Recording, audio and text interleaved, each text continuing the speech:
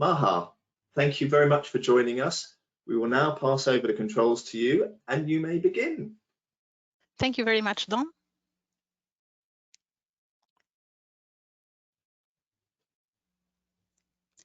Thank you very much. So I'm going now to share my screen.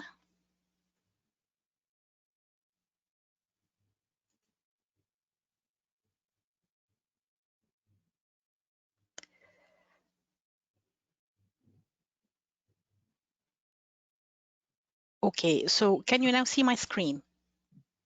We can see it. It's not on full screen at the moment. Yeah, I will do that. I just wanted to make sure that that you can see it first. Okay. Wonderful. Very good. Okay, well, thank you very much, Dom, for this kind introduction, and thank you everyone for being here for the CIOL conference. I would like to thank the Chartered Institute of Linguists for inviting me to deliver a keynote speech, and I would like to thank the team for all the hard work that they've done in putting this together and for the support that they have given me so far. So let's get started. As Don said, the title of my presentation is As We Make Things Work, What Kind of World Are We Making? And what I will do is I'm going to talk about the different disruptors that have impacted the world of translators and interpreters. I'll talk about the global financial crisis, then COVID-19, then artificial intelligence, how they have impacted us and how we have coped and are coping, and maybe suggest some ways forward. So I will start with the first of the disruptors, and that is the global financial crisis. Well, this crisis, it is something that hit our profession in the recent years. Probably many of you have been around then in 2007, 2008. And it started with a collapse of a bank in the US that had a trickle-down effect or a domino effect on several West European economies, also on Japan and in other places. And what the global financial crisis did is it created that situation where in many companies that traded internationally decided to put things on hold because things were not clear. So they thought, let us maintain what we have now. Let us try to save the company from going bankrupt. We are definitely not expanding. We are not exporting. We are not going to go into international trade. So this means that, or this meant that they did not need their documents to be translated. They did not need their brochures or websites to be expressed in other languages. The audience that they were reaching out to was not an international audience at all. So this work was not needed. And the result for many translators was less work, especially translators that worked in the fields of banking, international trade, finance, construction. So these were some of the main domains that were impacted. And I personally was impacted by this because before the global financial crisis, I used to give cultural training to companies, UK companies that were interested in expanding their business to Arab countries. But with the global financial crisis and everything being shrunk and put on hold, etc., I could not give this training anymore, and I never have ever since. So this is something that has impacted many of us. And the question is, how did we cope? In a nutshell, it was diversification. So I remember I was in a professional association conference and there were colleagues who were talking about how they dealt with the blow that came with the global financial crisis. They decided to offer more services that they were not offering before. So if they were not offering, let's say, editing, they started doing that, copywriting, they started doing that, proofreading reading, revising, you name it. So what they felt that they could offer, the skills that they were not tapped into, they started doing that. And that was a lesson for me also, diversification. So starting that moment, I started to think of what is my plan B, how I can diversify my services, and I certainly did, which came in very handy when we had the next crisis, COVID-19. So this disruptor, we've all been around, we know what happened, and for interpreters in particular, in addition to being stuck at home, all assignments were canceled because interpreters need to travel to be able to work, and this was not possible during COVID. The only way forward was remote interpreting. And even though remote interpreting was there several years before the pandemic, it was not widely used, and many interpreters regarded it with suspicion. So to continue working during the pandemic, what we had to do was to roll up our sleeves and learn how to offer our services remotely. So how did we cope with this as interpreters? And forgive me if I focus on interpreters. We invested in equipment, attended webinars, had training workshops. Not only that, but we also had to look at the existing standards and the work conditions and adapt them to remote interpreting, because this was something new, all that remote work that was happening that created new work situations, and we needed to have work conditions adapted for that. And of course, professional associations had to work on this and guide their members in that respect. We also had to look at our contracts and add clauses pertaining to remote interpreting. We offered a helping hand to our clients to hold their meetings remotely, but we also spent a considerable amount of time educating our clients about the new standards and about the work conditions that came with COVID-19. And this work was not limited only to during the pandemic, because remote interpreting is still there. We are still working remotely, maybe not as much as before, but it is still there, and all the work that was done during the pandemic, we are benefiting from it now in terms of the standards and the work conditions, etc. And then after that came the newest kid around the block, the newest disruptor, artificial intelligence. So what is artificial intelligence? So in a nutshell, it is the simulation of human intelligence processes by machines. So this means that AI is trying to imitate human intelligence. Don't forget that. And then there is generative AI. So like ChatGPT, for instance, we heard a lot about that. And what does it do? It basically is a type of artificial intelligence, and it it is capable of generating texts or images or videos, etc. And it uses the information that it has already been trained to use in response to prompts. Like when we ask a question, can you tell me about the best way to, I don't know, cook an egg? Then it will give you a different ways of cooking eggs that is based on the information that it was trained to use. So this means that the generative AI, it creates things or output dependent on the information or the data that we feed into it. It does not create anything on its own. So don't forget that either. And now we have the definitions out of the way. Let us then look at what has been happening in the past year. So for a year now, we have waken up almost every day to news about artificial intelligence and ChatGPT and other types.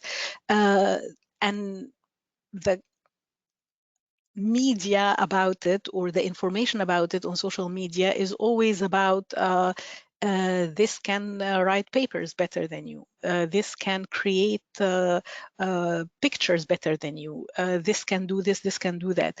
And it is something that may get some colleagues to think like, am I still relevant? If artificial intelligence can really do this, if it can take a video and translate it and create the sound of the speaker in a different language, am I still needed as an interpreter or as a transcriber or as a translator? Am I needed at all?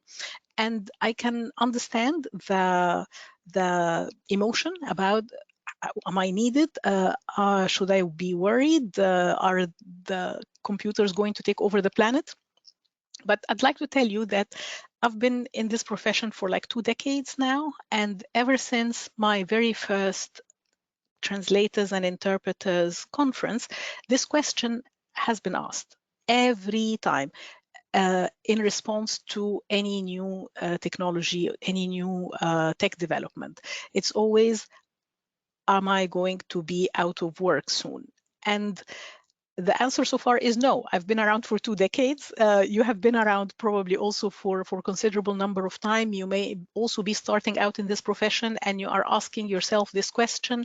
And I'd like to remind you of the famous saying by an American technology pioneer, Bill Wood, who said, translators or interpreters rather are not going to be replaced by interpreters, by technology, but by interpreters who use technology.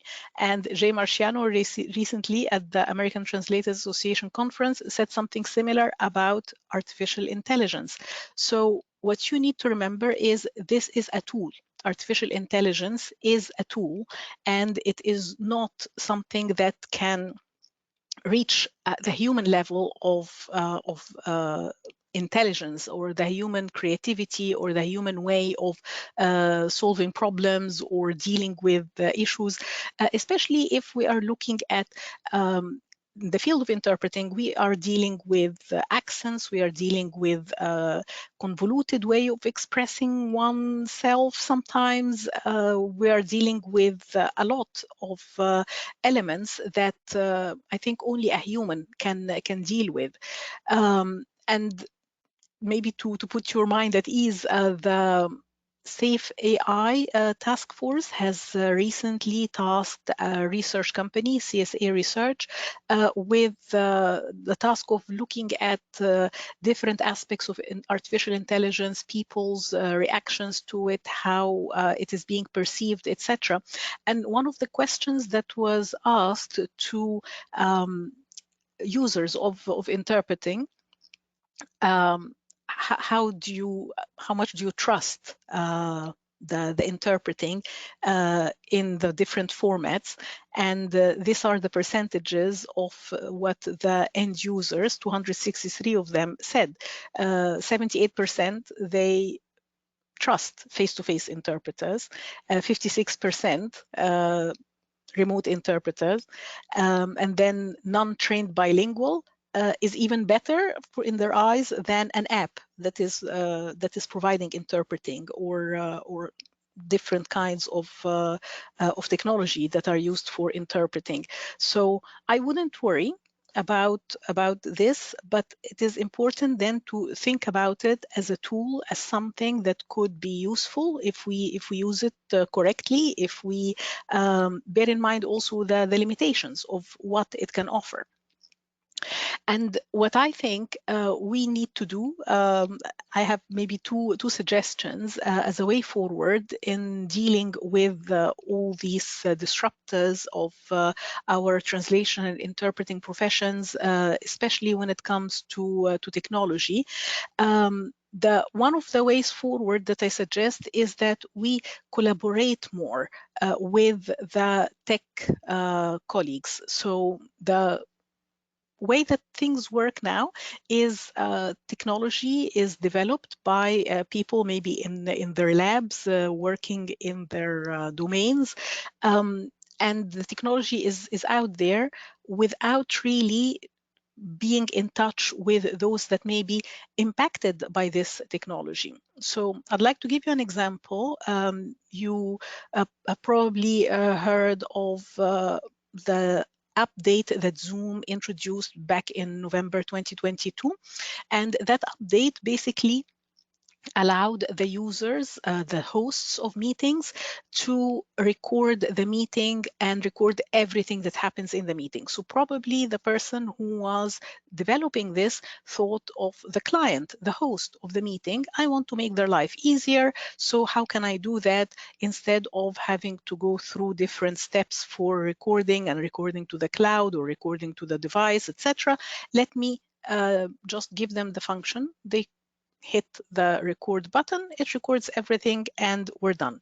But what they didn't think of is that that way they were having a negative impact on the interpreter's intellectual property, because the interpreters were recorded as well without them knowing, for at least for some time, until news started spreading about it. So interpreters were not consulted on this, and they found themselves in a situation where they were interpreting in a meeting and they were being recorded, and nothing was said about this in advance. And sometimes the recording was not really needed, the interpreting was not needed, but because it was all lumped together in one function, the host could not really do anything about it. So interpreters started trying to flag this issue and get in touch with Zoom.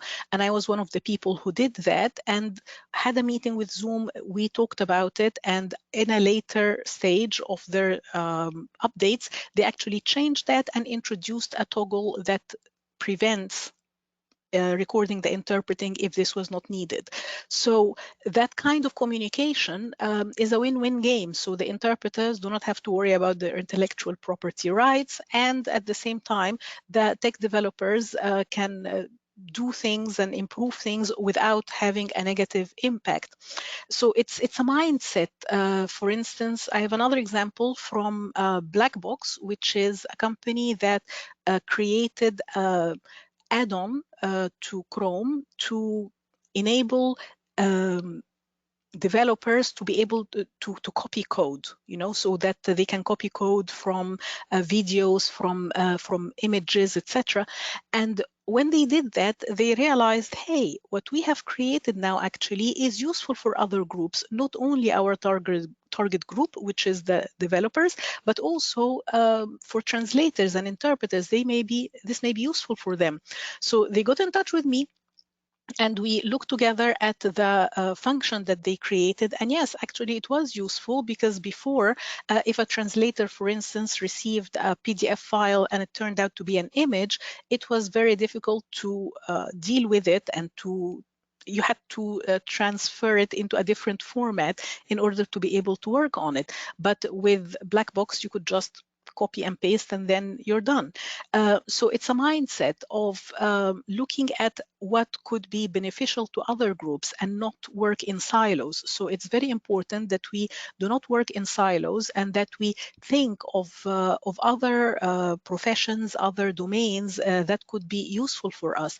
And that is something, for instance, that the International Association of Conference Interpreters is doing at the moment. They are collaborating with the MICE industry, the meetings, incentives, conferences, and events industry, because there are things that are in common, that we have in common between us. So it's important to think about collaboration and to reach out to other groups that could be relevant for us. So I think that communication between technology developers and between groups like us, like interpreters and translators, that could be beneficial for all.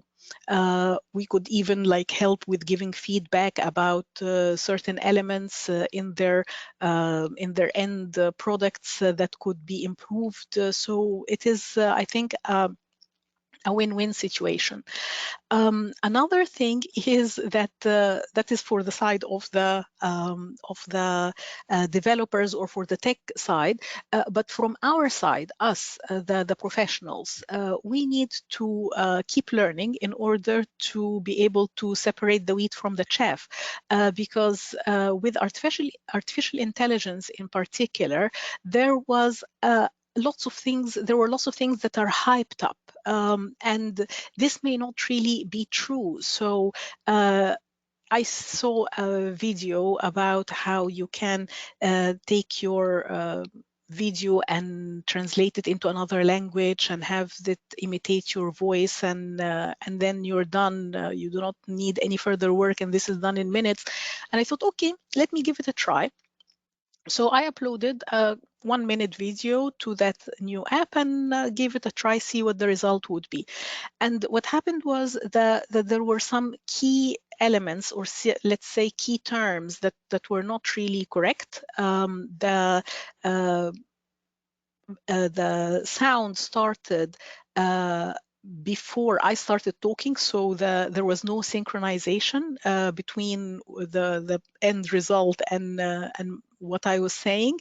And I wouldn't really say that this is an end product that I can take as it is now and give to my client and say, okay, here is the video that you want to put on your website, for instance, in 5 languages, here it is. It was definitely not fit for purpose. So we should continue learning in order to be able to decide, okay, which tools are hyped up and which tools are actually useful for us, because not everything is useful. So the tools are out there, be it ChatGPT or other. They are out there, but then how we use them and how we can help ourselves maybe prepare faster, improve our performance as translators and interpreters, excuse me, that is something that is up to us. So we need to work on that.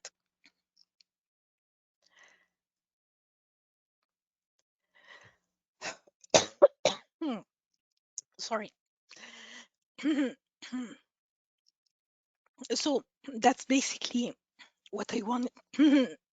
That's basically what I wanted to say. I hope I'm not going to be losing my voice during the presentation. But if you just give me a minute to catch my breath, and now it is time for your questions. So I'm going to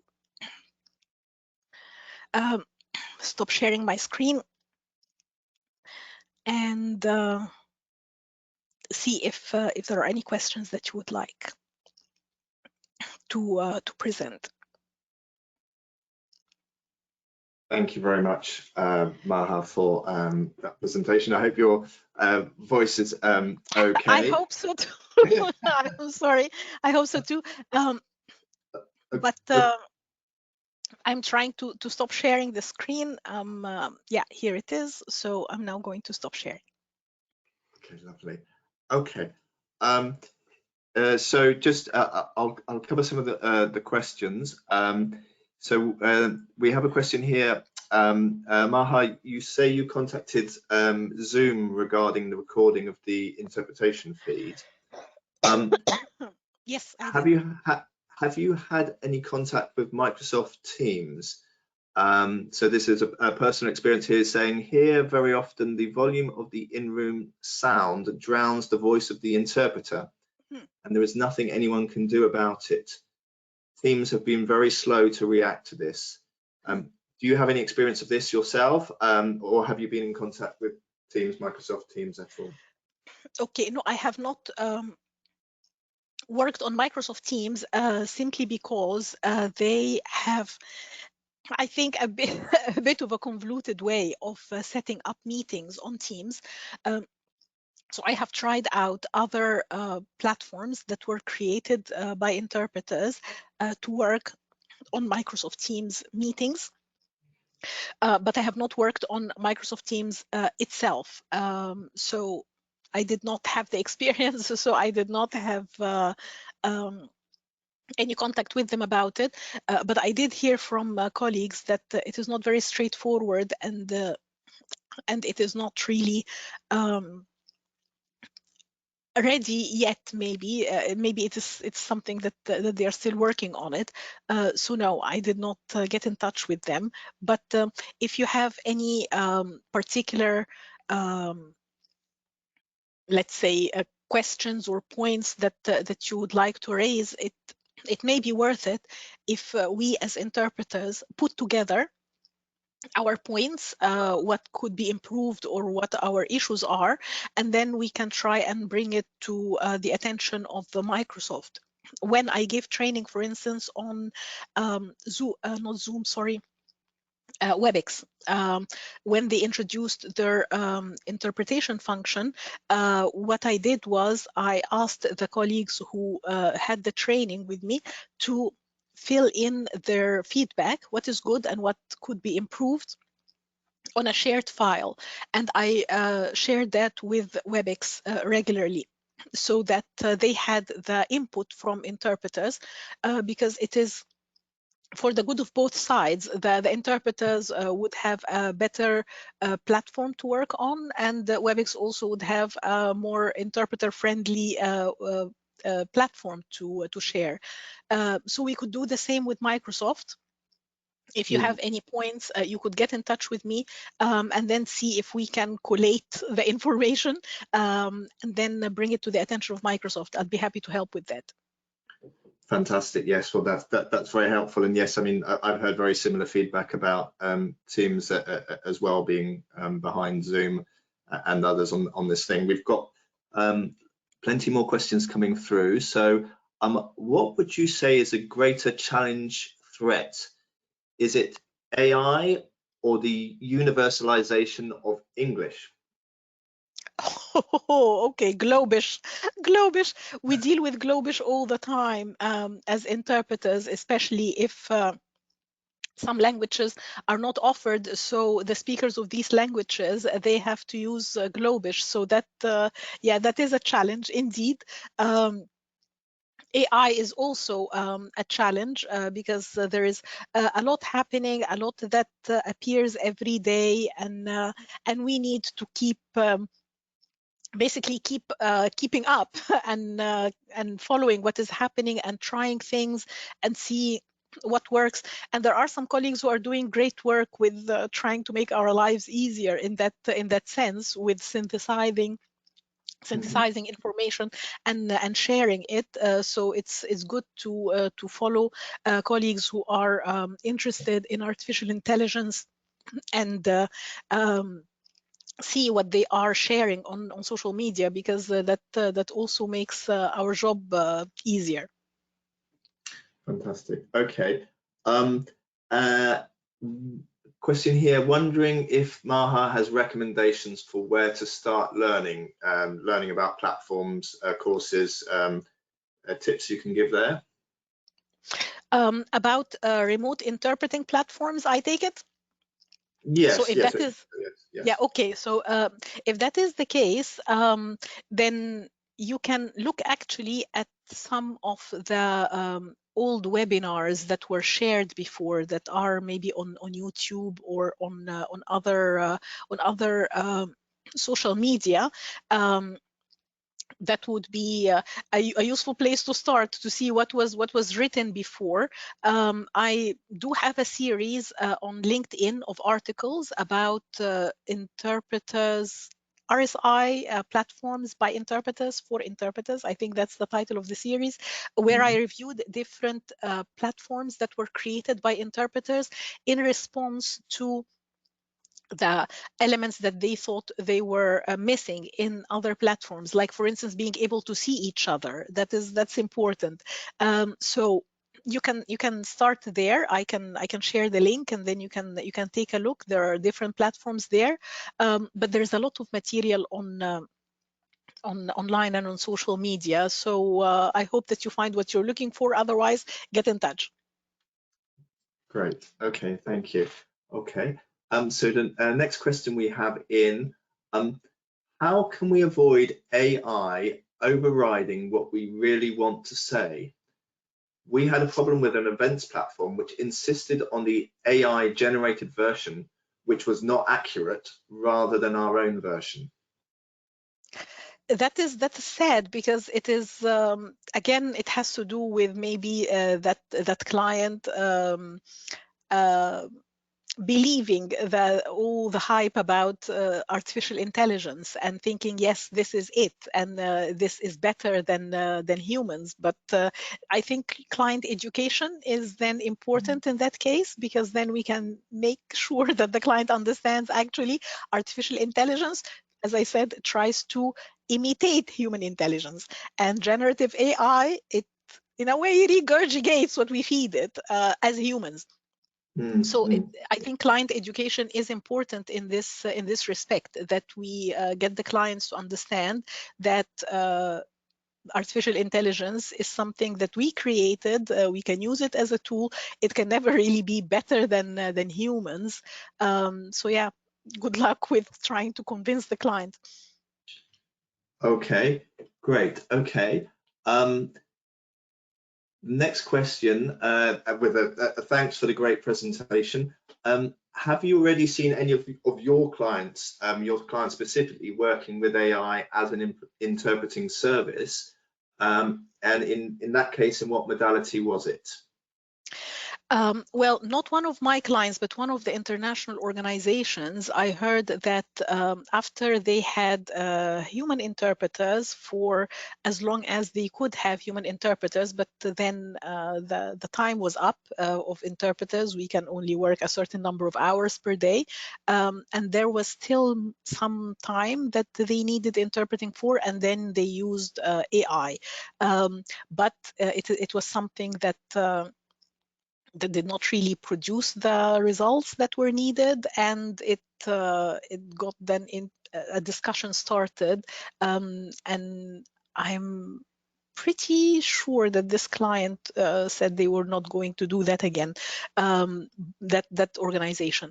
But yeah, that is the only example that I know of. For the rest, my clients or the organizations that I work with, they are still very much in support of human interpreters. Okay, great. Okay. The next, this is more of a comment referring to one of our previous questions. So great opening presentation. Just a note on audio in Teams. These are instructions we send out to clients. In order to hear the human language interpretation, you must ensure your spatial audio is turned off. Click on More, select Settings, and then Device Settings in Teams Classic, or select Audio Settings within New Teams.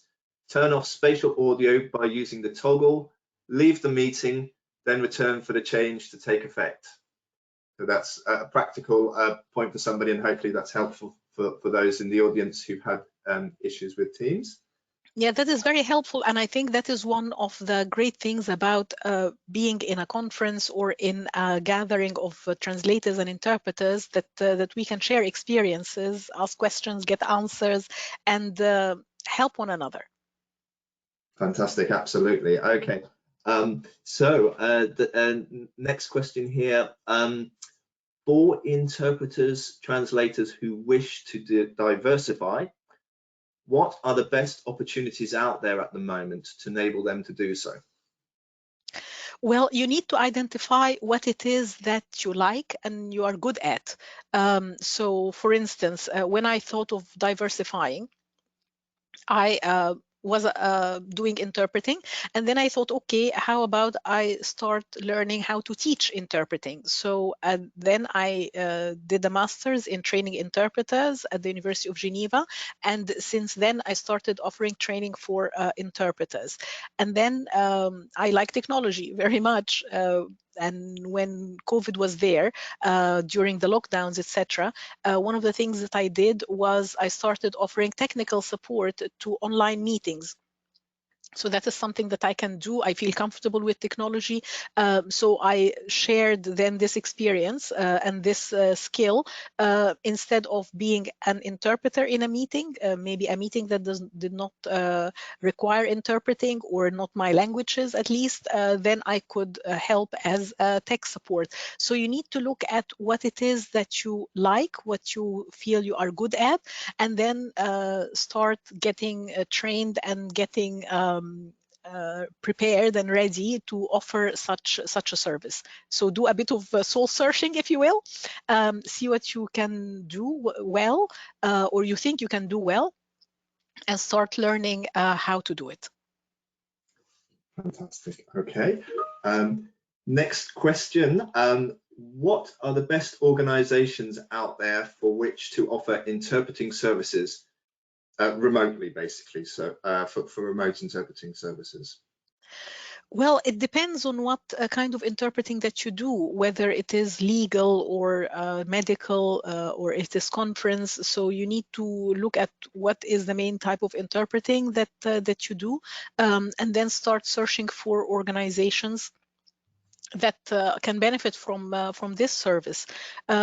So I think there are organizations that started using remote interpreting and never looked back because for them it was very cost effective. It enabled them to reach a larger audience. NGOs, for instance, a lot of them still use remote interpreting because it is something that works for them.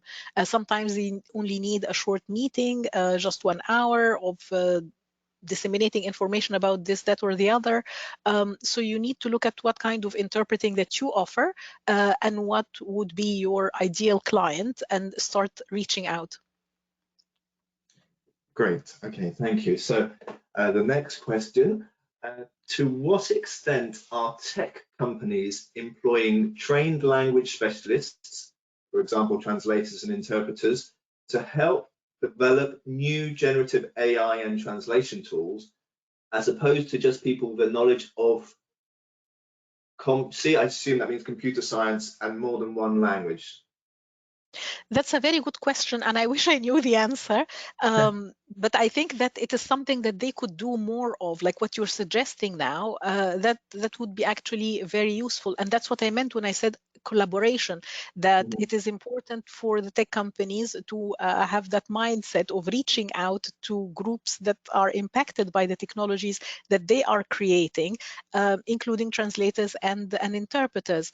And at one point, I think there were colleagues who were helping Zoom with some of the work that they were doing, but I do not know of other examples. But it is something that requires, I think, more collaboration and more communication between tech and translation interpreting professionals. So I wonder if we should be thinking of holding some sort of a get-together or a conference where we can get both professions in one room and start talking instead of us waking every day to a new piece of news about a new app that can do this or that without our input. Okay, great. Okay, there's plenty more questions coming in. I'll just there's a few in terms of I'll try and sort of summarize and integrate them together, but just sort of basically asking how the interpreting profession is going to change, you know, with technology. So I mean, where do you expect the interpreting profession to, you know, what will it be like in, I don't know, 3 to 5 years time from now? Well, the interpreting profession has been through several disruptors, as I mentioned in this keynote, and we are coping. We managed, and we were flexible enough, resilient enough to deal with the new situation and carry on. So I think that the same will happen now with artificial intelligence. Like, you know, yes, the hype was there for a year now, but then at one point things will settle down, and then we'll be able to see, okay, what is useful, what is not, what could be useful for us as interpreters to learn and to use in our preparation, for instance, and what not. So maybe there are going to be those who think, yes, we can just use artificial intelligence instead of interpreters, depending on the purposes. But there are going to be also domains where that is absolutely not going to be possible. If we look at international tribunals, or if we look at medical situations where it is a matter of life and death, I don't think that using artificial intelligence there is going to be developing much, because the risks are just too high, or the use of artificial intelligence rather. So I think that us as a community, we have shown quite a bit of resilience and quite a lot of flexibility, and I expect us to do the same whatever new things that keep showing up. That's brilliant. Okay. Maha, I'm sure we could have continued this discussion for hours. Questions are flooding in, but thank you so much for the enlightening presentation and the wonderful Q&A session as well. It's been lovely to have you here. I could read out all the comments that are coming through, but we must move on now. So, Maha, thank you once again. Thank you very much.